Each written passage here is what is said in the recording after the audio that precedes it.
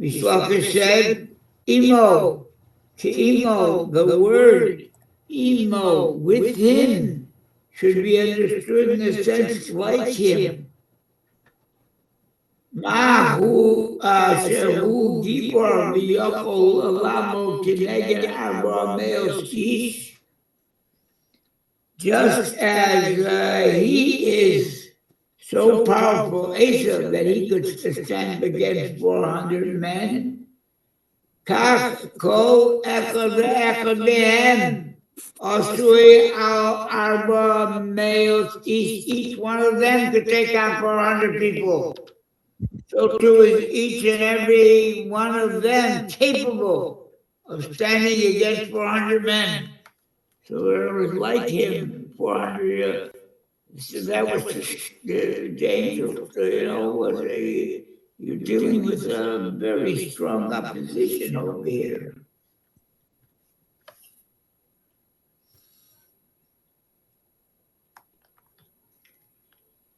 Rabbi Levi Amar, Mimitzrayim Nato, Agumi Nato. Esav went and received the license from Egypt to collect customs taxes. He was a good mercenary.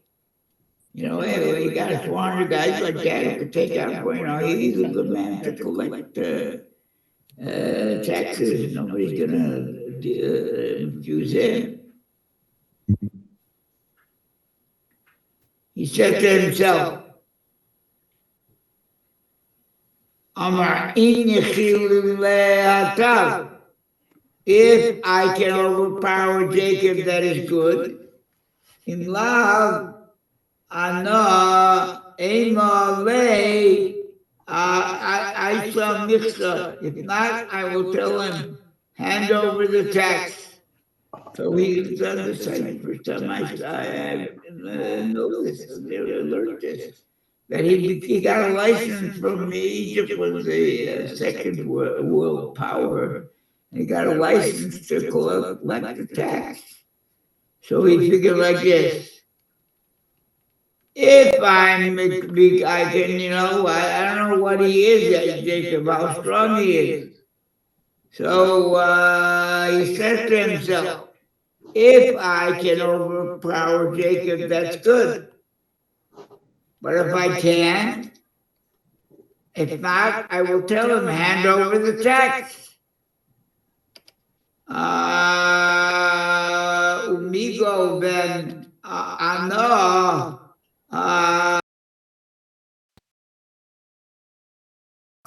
Alav Bikatil, and through this I will rise against him and kill him.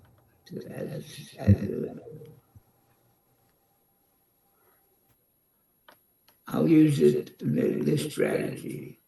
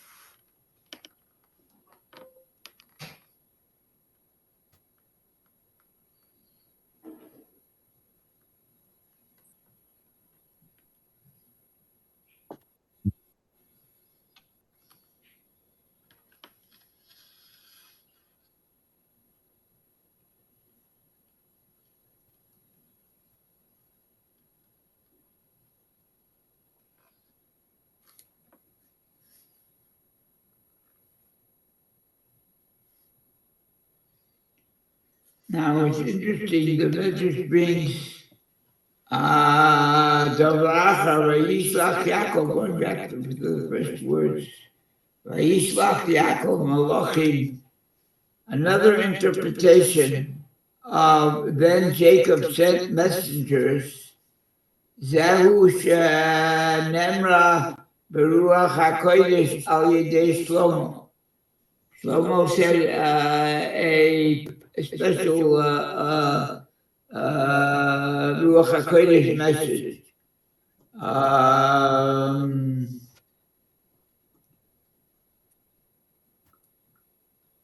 Vayishlach Yaakov Melachim, another interpretation of then Jacob sent messengers.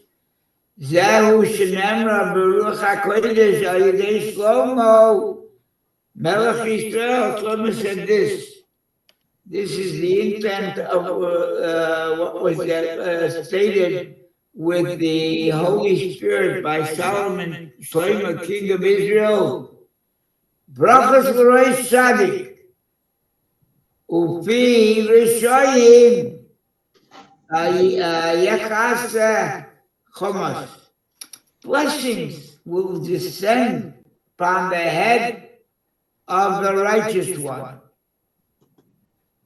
but he will shut the mouth of the wicked that speaks corruption. So the Midrash asks, "Connected me Omar Shlomo this in Proverbs." And connected me Omar Shlomo Mikra. In reference to whom did Solomon say this verse? Lo amro ella keneged Yaakov ve'Esav. This pasuk, say it over again. Blessings will descend upon the head of the righteous one, but he will shut the mouth of the wicked that speaks corruption. So the says this can only be said about the two people, about the blessings will be descended upon the head of the righteous, that's Jacob, but he will shut the mouth of the wicked that speaks corruption. Hey, that's Esau. And this is from Proverbs 10:6. Connected me Omar Shlomo Amikra. Who did he say this about? You know, all the writers in Ksuvim have said psukim on what took place before them in Chumash and in Nevi'im. So the Midrash says that he could only have said it in reference to Jacob, Yaakov, and Esau.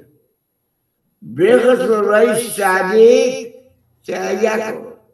Blessing will descend upon the head of the righteous one.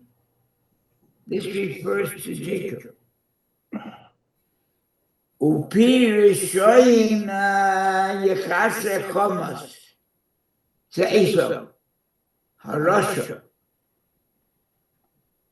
But he will shut the mouth of the wicked that speaks corruption. This refers to the evil Esau.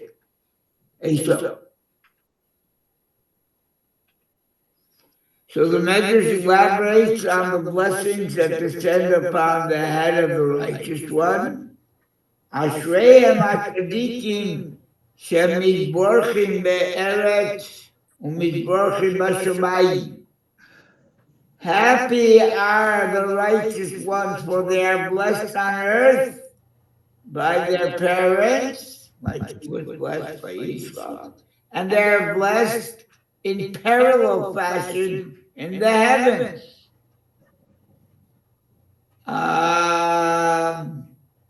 וכך הוא המידע שאמר אשר המתברך בארץ יתברך באלוקי. Amen. Bring a pasuk that whoever was blessed on earth will blessed on high, for such is the measure from God. As it is stated, whoever is blessed in the land will be blessed by the God of truth. So,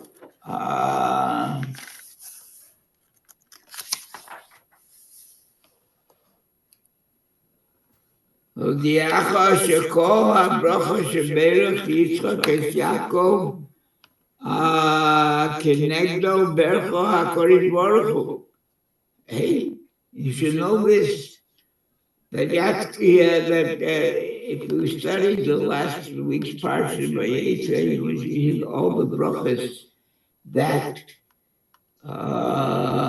Yitzchak placed on Yaakov. In addition to this, those were Yitzchak's brachas. God gave him brachas. This is to inform you that in connection with all the blessings that Yitzchak blessed Jacob, God blessed him in a parallel manner from above. Now the Midrash shows us the blessings given by Isaac to Jacob were confirmed by God. Yitzchak Amar lo, Vayitei Michal ki mitah shamayim. In his blessings, Yitzchak said to Yaakov, may God give you of the dew of the heavens. HaKadosh Baruch Hu bercho b'tal u'matar, and God blessed him. Similarly with dew and rain. שנאמר בו, יש ארץ יעקב בקרב עמים רבים בטל.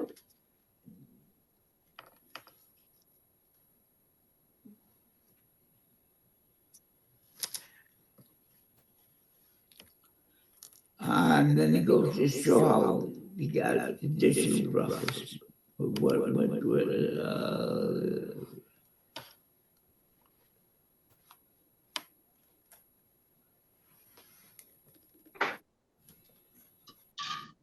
So this was all of Yitzchak's blessings to Yaakov. They're bringing psukim that they were all confirmed. They all happened.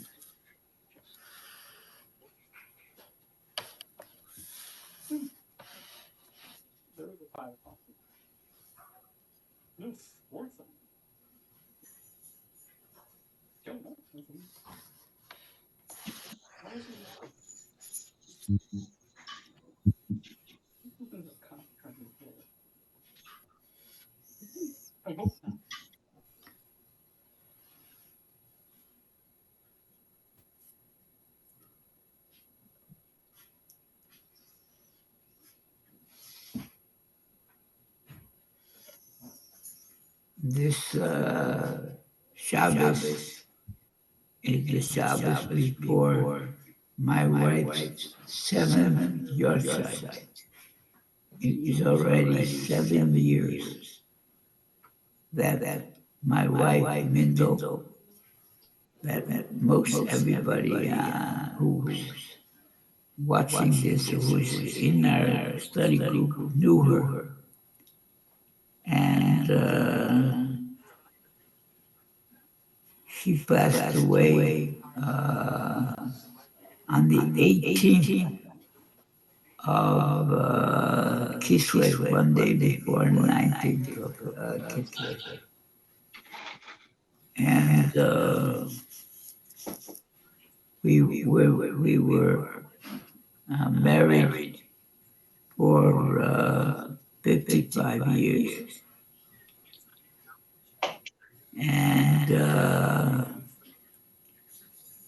did I say, just want to honor her by telling you a few things about her. TMI. Yeah, you watch Carol Albert? She was core, a core player, should I say, a core in something that never happened before in Hasidic history. And that she was core that had happened. And the story goes like this, that when we went out, and we were in 1961, we left, and we had an audience with the Rebbe, about a half an hour audience.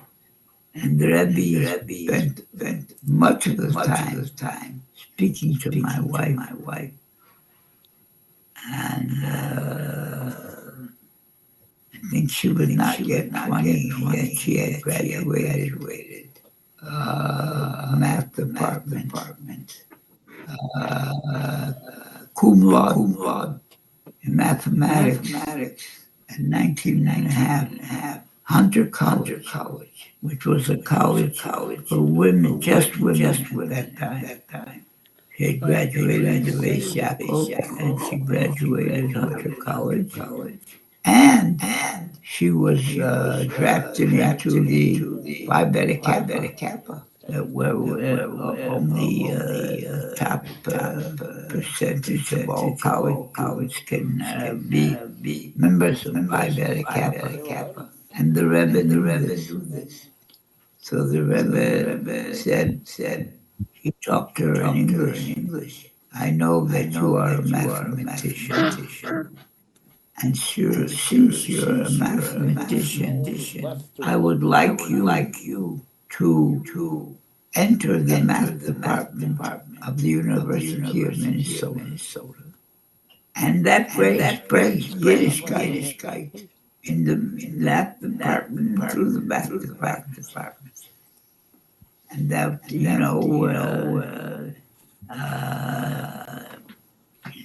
Abe told that to her.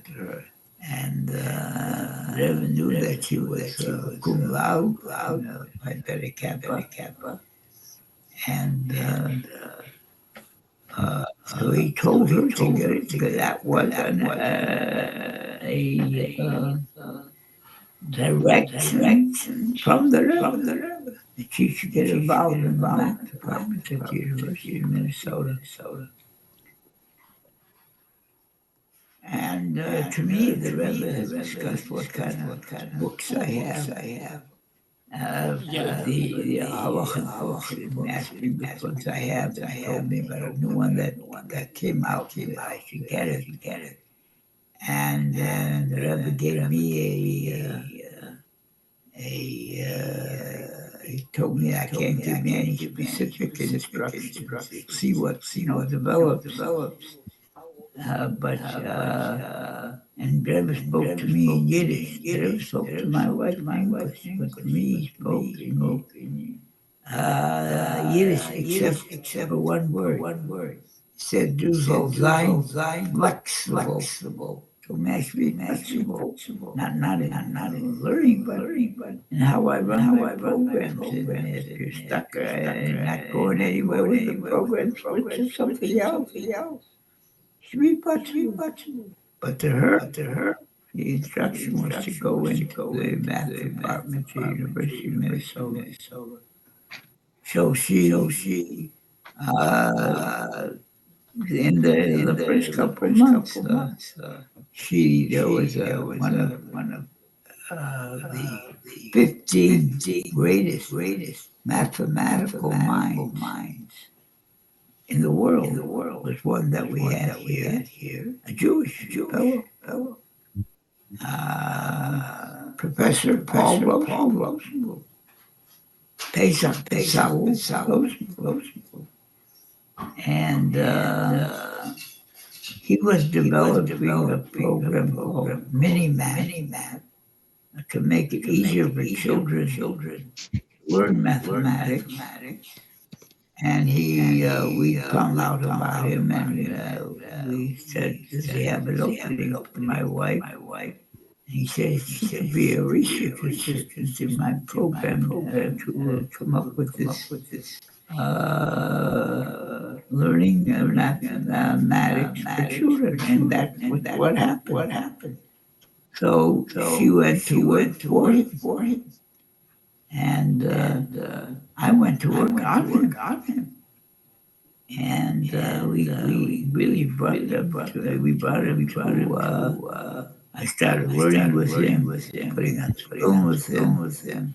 We became friends, and he became observant.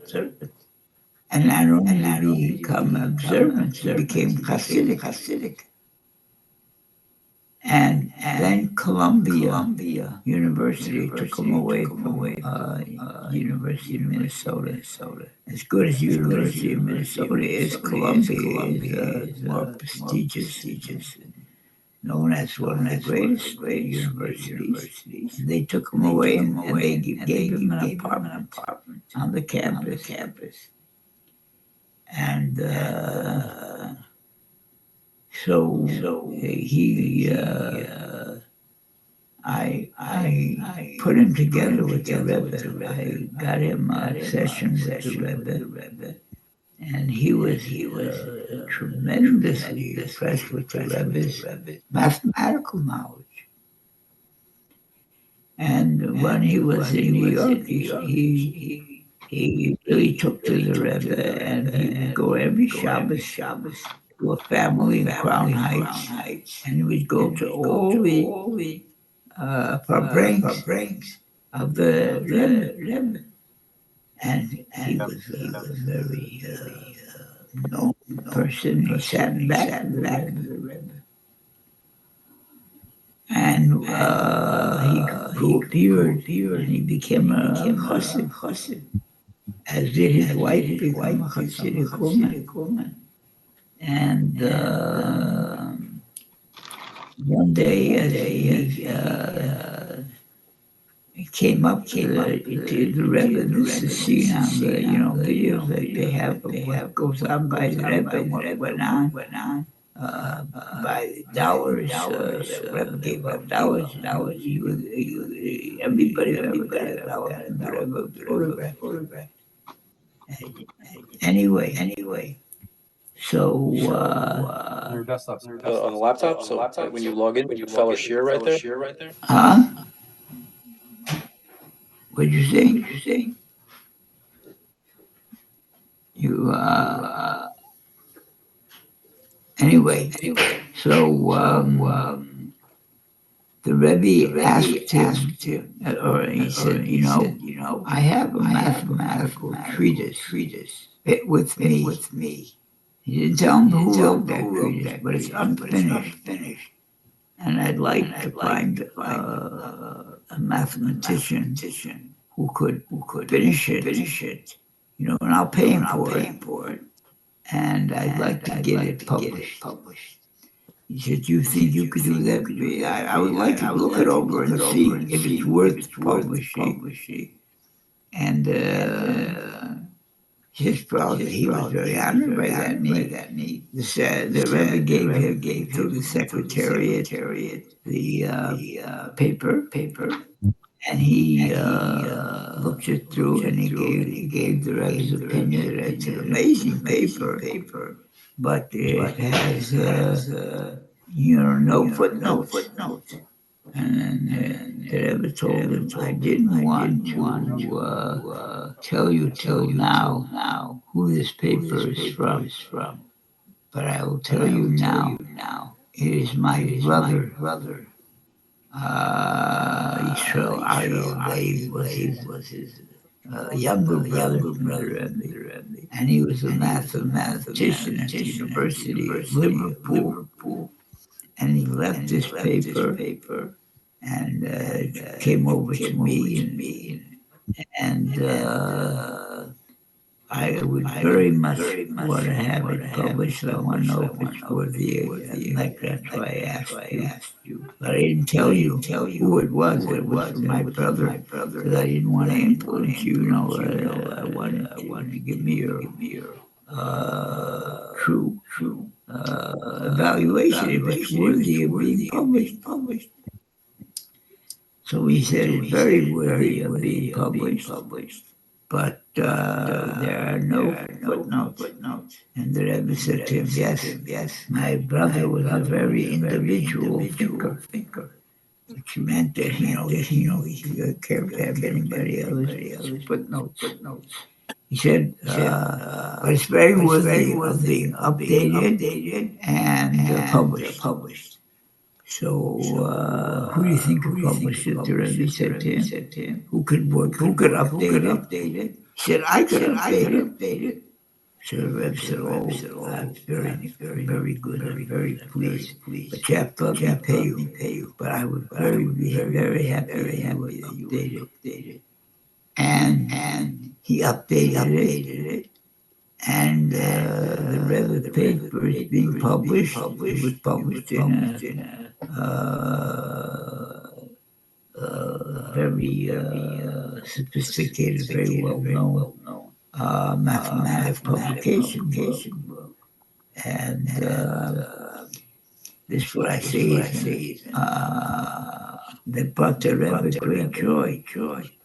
I don't think it ever happened in history that a Rebbe would publish a mathematical paper. And this came about through my wife, beat to her, that she became close in his department and a mathematical researcher for him. And he became close with us, and the whole family became close with us. And his daughter is a famous shlucha in Bratislava, emissary, and doing a wonderful job there. And his son-in-law, who you probably know, Bob Meiji, he went to live with them and do slichus work with them in Bratislava. So, her memory be for a blessing.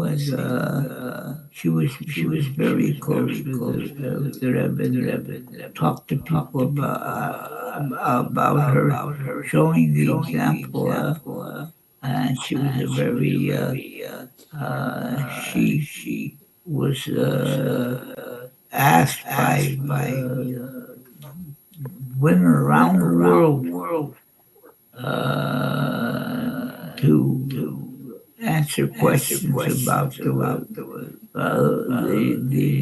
mikvah. She was very knowledgeable in that, and making dates for brides. She was known the world over for that. And it's already 7 years since her passing. And her son, my son, Mendel. She passed away here, and she was buried within 4 hours of her passing, which never happened. She didn't have to go anywhere. And who made the purification on her body? Somebody that she taught how to do it. And Raleigh Kemp, who's the head of the Rebbe Kadisha in Minneapolis. She told me that she did everything that my wife taught her to do, and even things that you don't have to do, but you should do if you can. And she did it for my wife. So I am sure that she's what should I say, a good Tibetan, that means prayers for her family and her community and the whole Jewish people. And just I'm sure that you'll see that as I get, we believe that's the 13th principle of the faith, Tvias. We will see her again. Hey, can anyone, does anyone like to add to this or tell anything they have to tell us? I see that Berka has got on somehow. Berka, do you have anything to tell us? Do you hear me? Mute. Well, I want to. And by the way, Rabbi, Anne heard this part of your share regarding your wife. Huh? And Anne listened to your comments about your wife and her death. And listen to it. Yes, she was here listening to it. Well, Anne was. It was very interesting that Anne became very close to my wife, and she went with my wife when we came. When my wife had a stroke, but thank God she lived 11 years after the stroke, and she was okay, and she could. She was. Her left side was somewhat compromised, and she needed help in doing things. And Jonathan's wife, Anne, became her helper on trips. That everywhere she went, that means to New York, to weddings, to conferences. Anne was there. She was even at the World Conference of where the women get together, and she was called the Shlucha, emissary from Vietnam. That's where she was from. So anybody have anything they would like to say? Please do so. Berger, do you hear me? I don't think Berger hears me. Dr. Sher, do you have anything you'd like to share with us? Just thank you for the cheer, Rabbi. Huh? Thank you for the cheer. Well, Thank you, Rabbi.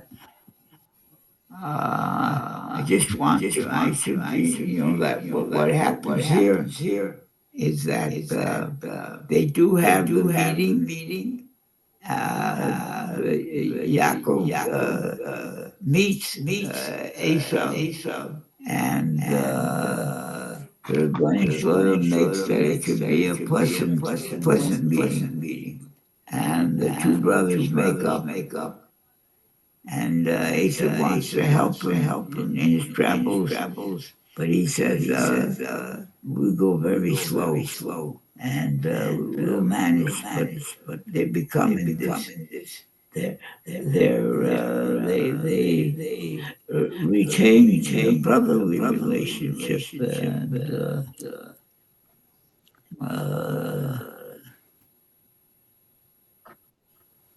so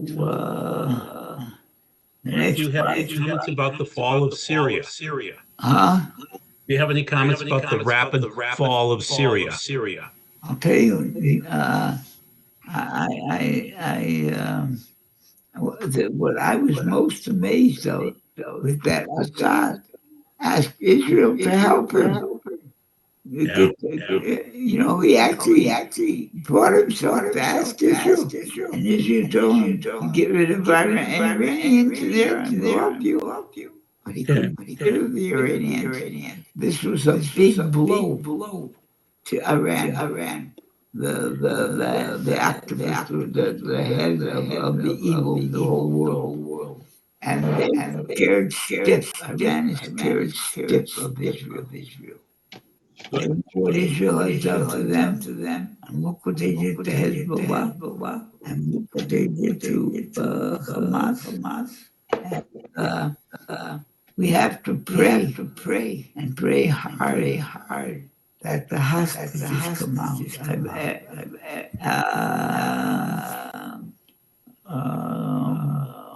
We pray God is the loosener of the bondage of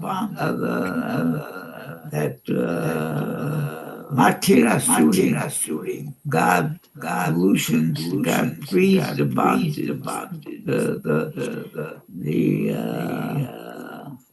We praise, and I have that in mind that everybody should have it in mind that these No.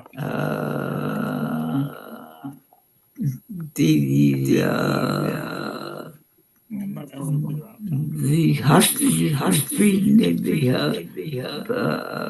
go back to their families. I read a very interesting story that nobody, this hasn't been heard, but the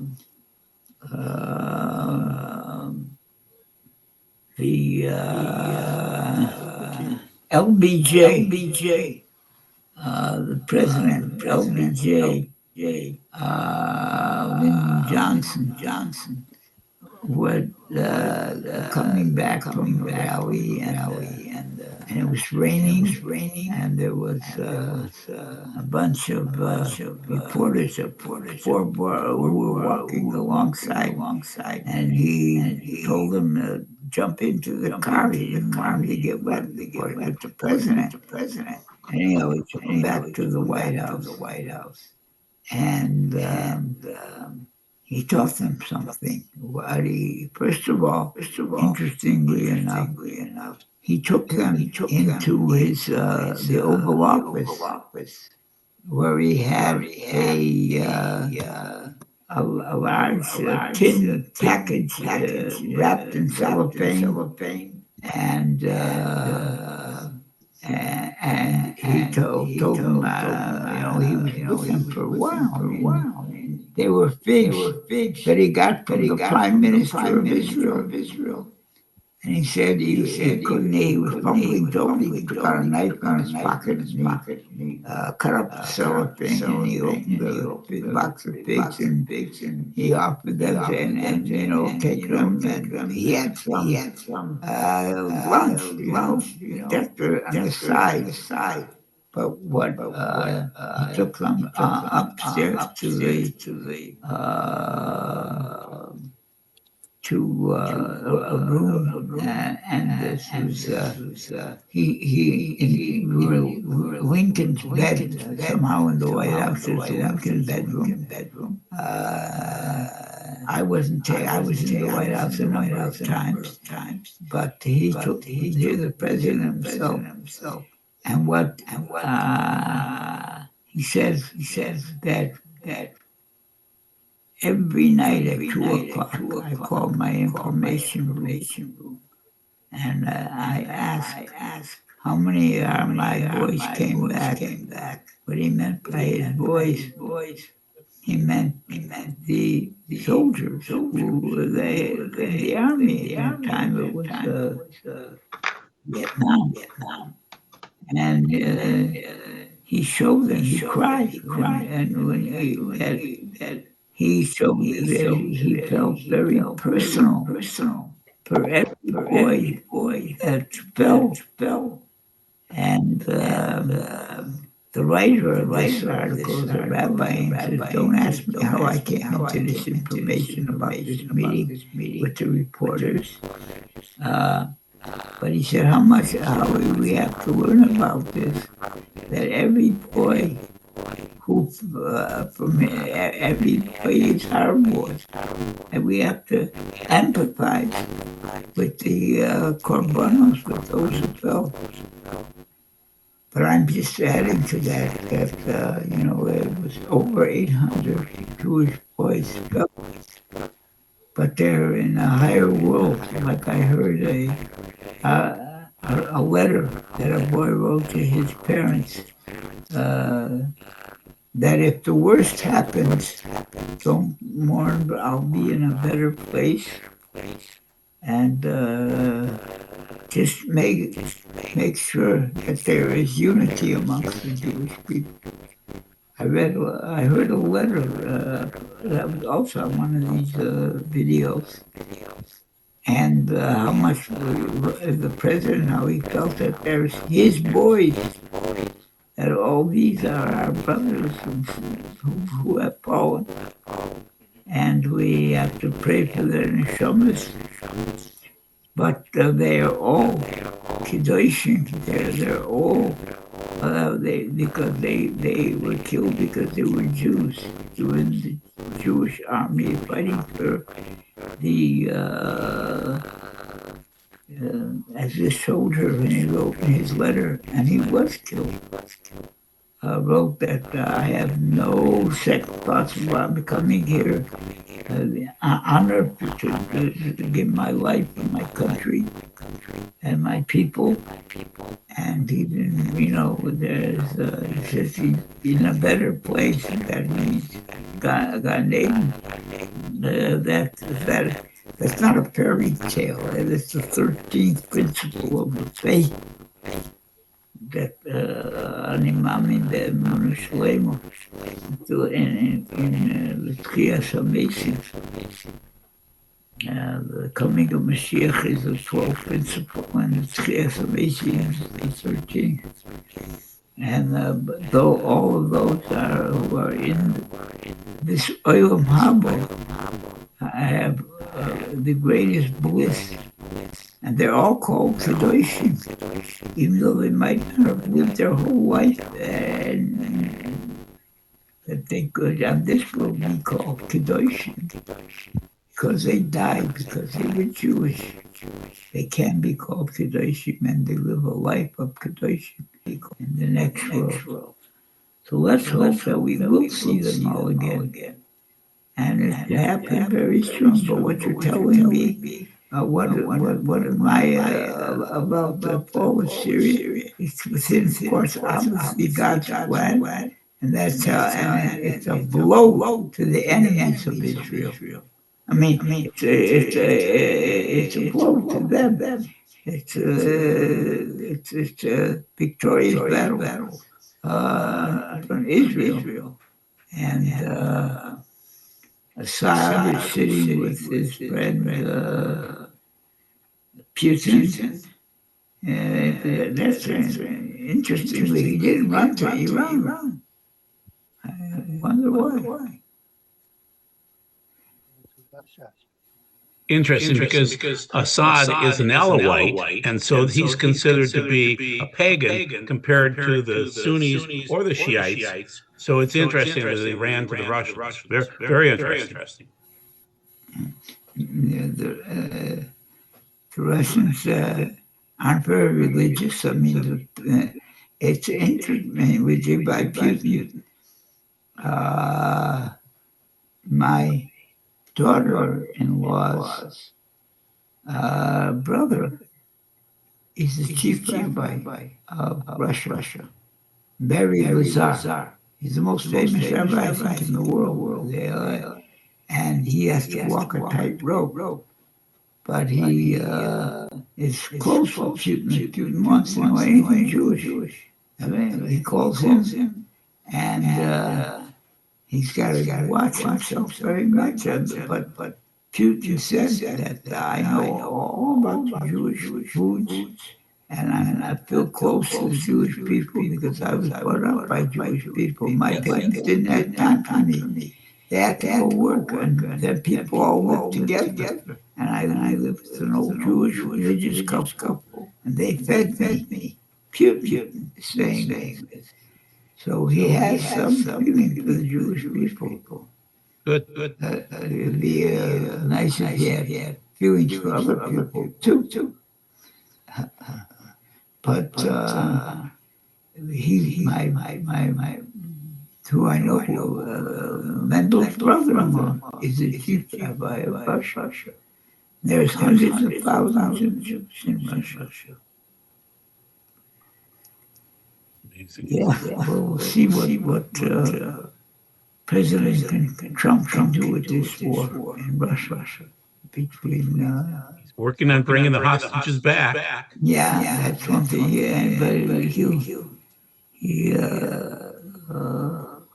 but look, he went to the river. He prayed by all the Rebbe's sacred resting place. He went there. Good. And he's the president. So let's hope for the best. But as a specific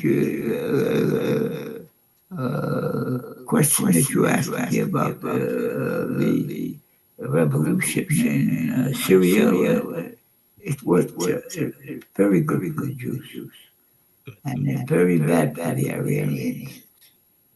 And I think it's another step in the steps towards Mashiach. And I hope and I pray that will happen quickly. We'll be surprised. It says that Mashiach is going to surprise everybody. This says, the Gemara says there are three things that come by surprise. A fine $100 in the street. You weren't planning on that. That's a surprise. You get stung by a bee. You weren't planning on that, or whatever insect you were stung. You weren't planning on it. And Mashiach is the third surprise. And that's going to take everybody by surprise. And one of the commentators of Maharsha says that it's advisably put to those three things: Mashiach, Akrev, Mitzia. The Mashiach and a scorpion and a bee and a fine taking you by surprise. He says because some people will look at Mashiach as a fine. And some people will not know how to think like it's a stinging. They got everything good going for them here. What do they need Mashiach? I'm talking about very religious people who eat black kosher and they have beards and they have big businesses and they're afraid about losing their businesses. Mashiach comes. That's their sting, So, but they'll see that it's a good thing. Everybody will see that. The world will be enmity, like the prophet says, nation will not lift up sword against nation, and they will teach war no more. Let's hope that we will be the generation that sees that. And the Rebbe says we will. Let's hope that will come along that way. Rabbi Feller, I think Burka has turned off his mute. So, Burka, do you have anything to say? I can see his picture, but I can't see him. Yeah, he turned off his mute so he could say something now. Burka? I can only see he's not moving. He's only in pictures. Okay, anybody else? Dr. Sharon? Yes, Rabbi. Do you have anything you'd like to offer? Well, again, thank you very much for the shiur. Next same time? We'll be on next week, God willing, at the same time. I really, I'm glad you listened to what I said about my wife. What should I tell you? It's already 7 years that she's not physically here, but I like to say to women here that she's the president of the Neshei Chabad of Gan Eden. She's the head of the Neshei Chabad, the Lubavitch women in Gan Eden.